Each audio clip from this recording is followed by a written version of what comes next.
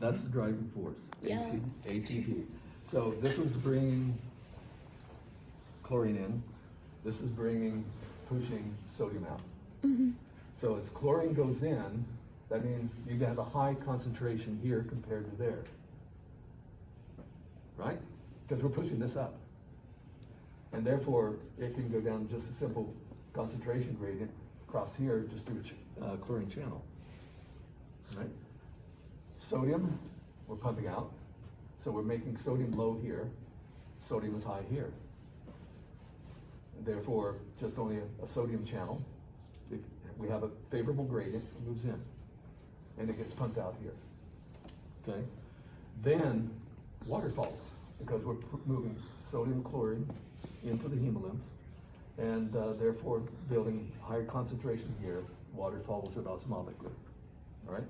So as this water gets as we're moving water out of here, this material here in the gut gets more concentrated because it has feces, has uric acid, has lots of potassium. Okay, and therefore, as this gets concentrated, then we have a gradient.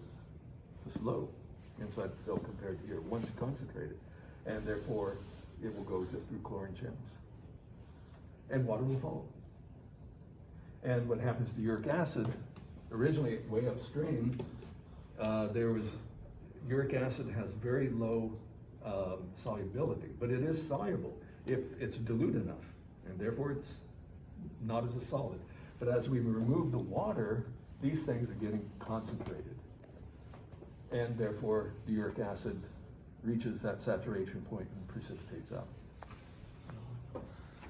And it's good that you do it here, because if you did it way up here at the Malpighian tubules, you'd end up plugging up the digestive system. Here it's being precipitated right where it needs to be, just before the anus.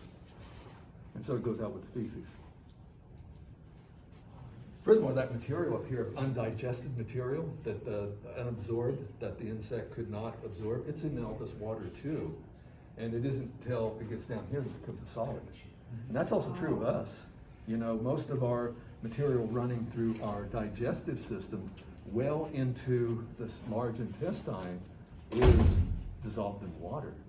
And it's at the large intestine that we reabsorb the water and the feces become solid.